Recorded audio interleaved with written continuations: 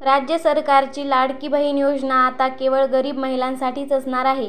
उपमुख्यमंत्री आणि वित्त मंत्री अजित पवार यांनी विधानसभेत अर्थसंकल्पावरील चर्चेला उत्तर देताना ही माहिती दिली. या योजनेत आवश्यक सुधारणा करण्यात येणार आहेत, असेही त्यांनी स्पष्ट केले. निवडणुकीच्या वेळी योजनेच्या लाभार्थ्यांना दिलेले पैसे सरकार परत घेणार नाही, असे आश्वासनही त्यांनी दिले.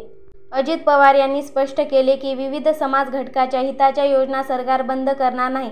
मात्र ज्या योजनांची गरज आता संपली आहे किंवा ज्या डुप्लिकेट आहेत, अशा योजना सरकार बंद करेल. त्यासाठी कोणताही निधी दिला जाणार नाही. त्यांनी ग्वाही दिली की घोषणेनुसार लाभार्थ्यांना पैसे निश्चितपणे दिले जातील आणि लाडकी बहीण योजना सुरूच राहील.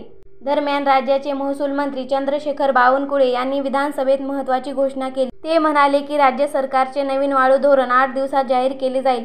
या धोरणानुसार नागरिकांना घरकुल बांधण्यासाठी 5 ब्रास वाळू मोफत दिली जाईल.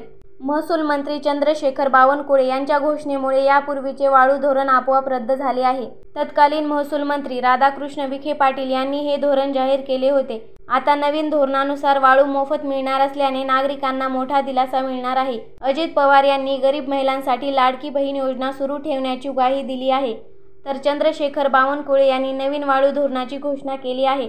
या दोन्ही निर्णयांचा सामान्य नागरिकांना लाभ होण्याची अपेक्षा आहे. काय आहेत अटी बघा. महाराष्ट्र राज्याचे रहिवासी असणे आवश्यक.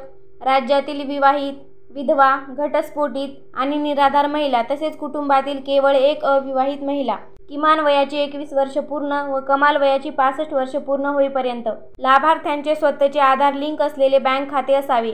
दुसऱ्या कोणत्याही सरकारी योजनेचा लाभ घेतलेला नसावा. घेतला असेल तर खात्यावर फक्त 500 रुपये येतील किंवा अर्ज बाद होईल. 2.5 लाख रुपयापेक्षा जास्त उत्पन्न नसावे. घरी 4 चाकी गाडी नसावी. 5 एकरपेक्षा जास्त जमीन नसावी. तर लाडक्या बहिणींसाठी हा अत्यंत महत्त्वाचा व्हिडिओ आहे. तर व्हिडिओ कसा वाटला कमेंटमध्ये नक्की सांगा व चॅनलवर जर का नवीन असाल तर चॅनलला लाईक करा, शेअर करा, सबस्क्राईब करा. धन्यवाद.